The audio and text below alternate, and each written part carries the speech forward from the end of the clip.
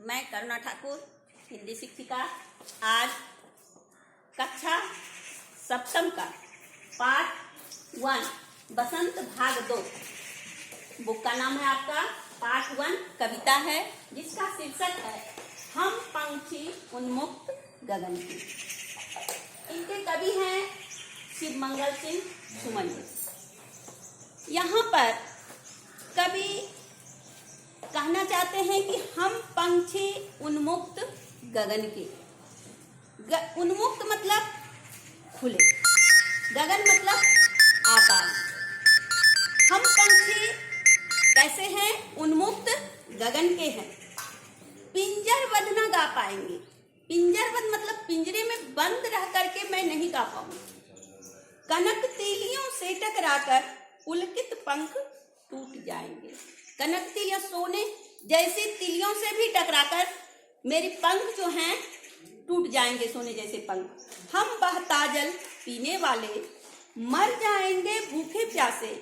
कहीं भली है कटुक निबोरी कनक कटोरी की मैदा से।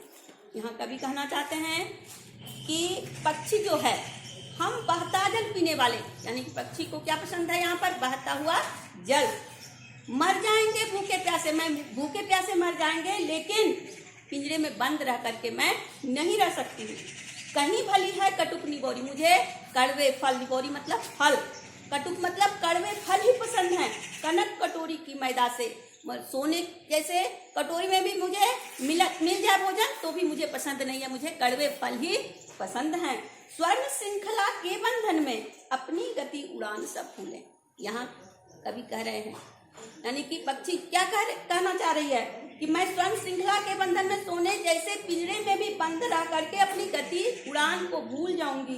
बस सपनों में देख रहे हैं तरुकी फुंदी पर के झूले। यानी कि उनका अरमान क्या है, उनका सपना क्या है पक्षी का, कि मैं सपनों में क्या देखना चाहती हूँ कि तरुकी फुंदी पर के झूले, मतलब पेड़ों की डाली पर झूलने का उसका मन कर रहा है।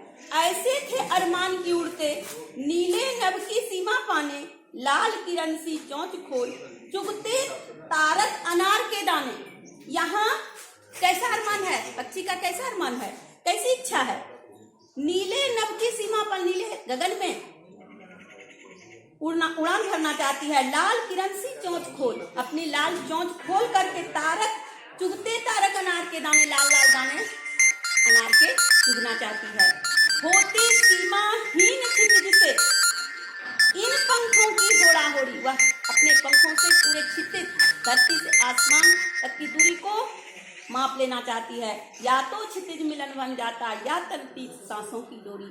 उनकी सांसों की डोरी जो है, जब तक उनकी सांसों में सांस है तब तक वो सीमाहीन क्षितिज में उड़ान भरना चाहती है पक्षी।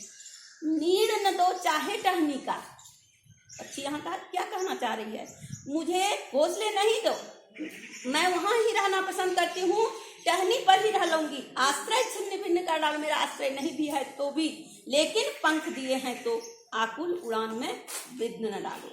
यहाँ कवि शिवमंगल सिंह सुमन जी कहना चाहते हैं, यानी कि पक्षी के माध्यम से, कि मैं बंधन मुक्त नहीं रहना चाहती हूँ। यानी कि स्वतंत्रता हर जीव को प्यारी होती है, पशु पक्षी को अधिक प्यारी होती है। वह स्वतंत्र रह करके अपनी पंखों में उड़ान भरना चाहती है। उसके यदि ईश्वर ने पंख दिए हैं, उसके पंख उड़ान भरने में कोई आकुलता नहीं होनी चाहिए, उनके उड़ान भरने में कोई विघ्न नहीं डालना चाहिए। यहाँ पर कभी कहना चाहते हैं कि पक्षी को हर तरह की सुख सुविधाएं हैं, लेकिन वह पिंजरे में बंद क्यों नहीं रहना चाहती? इसलिए कि हर जीव को स्वतंत्रता प्यारी होती है। पशु पक्षी बंधन मुक्त रहना चाहते हैं, वो खुले गगन में, सीमाहीन गगन में उड़ान भरना चाहती है। इसीलिए पक्षी उन्मुक्त रह करके अपनी इच्छाएं पूरी करना चाहती है। इन कविता के माध्यम से कवि कहना चाहते हैं कि कभी भी मनुष्य को बंधन में इतना काम नहीं कर सकता है, उतना स्वतंत्र होकर के अपनी स्वतंत्रता से वो कार्य कर सकता है। इसीलिए पक्षी जिस तरह उड़ान अपनी सीमाओं में भर सकता है, कब तक? जब तक उनकी सांसों में सांस है। ठीक मनुष्य भी स्वतंत्र होकर अपने कार्य को अच्छे रूप से दे सकता है। मैं यहीं पर समापन करती हूँ और अगले पाठ में मैं फिर आपको पढ़ाऊंगी। धन्यवाद।